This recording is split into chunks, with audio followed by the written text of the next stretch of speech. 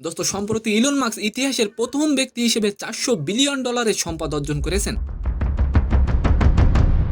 দোস্ত তার কোম্পানিগুলোর দ্রুত বৃদ্ধির কারণে তিনি বিশ্বের ধনী তালিকার শীর্ষে অবস্থান করছেন। দোস্ত বাট কি কারণে ইলন মাস্ক হঠাৎ বাংলাদেশে আসছেন, তার কি কোনো পরিকল্পনা আছে?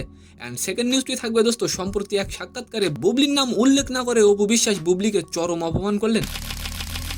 দোস্ত অপু বিশ্বাস বলেন, আব্রাহাম না থাকলে তাকে আমার যোগ্য বলেই মনে করতাম না। সালাম নমস্কার দোস্ত।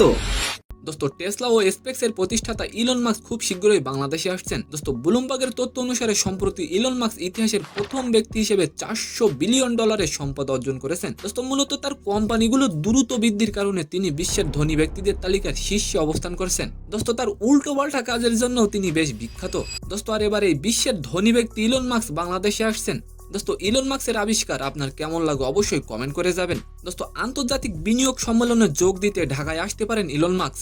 একাধিক সূত্র থেকে জানা যায় আগামী এপ্রিলে ঢাকায় অনুষ্ঠিত বিনিয়োগ সম্মেলনে যোগ দেবেন তিনি। দোস্ত সেকেন্ড নিউজ হলো দোস্ত, বুবলির নাম উল্লেখ না করে অপু বিশ্বাস বলেন, আমার সন্তান না থাকলে এই কথাটি নিয়ে যে প্রসঙ্গটি তৈরি হয় তাদের আমার যোগ্য বলে মনে হয় না, কারণ যোগ্যতা একদিনে সৃষ্টি হয় না। আমি অপু বিশ্বাস একজন সুপারস্টার, ইন্ডাস্ট্রিতে আমার 17 বছর চলছে, তাই বুবলিকে আমার যোগ্য বলে আমি মনে করি না। দোস্ত 2008 সালের 18 এপ্রিল অপুকে বিয়ে করেন সাকিব খান।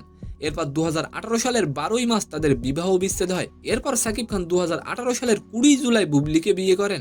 সম্মানিত দর্শক, আজকের ভিডিওটি কেমন লাগলো অবশ্যই কমেন্ট বক্সে জানাবেন। আর ভিডিওটি যদি ভালো লাগে অবশ্যই একটি লাইক দিয়ে আমাদের চ্যানেলটিকে সাবস্ক্রাইব করে দিবেন। ধন্যবাদ।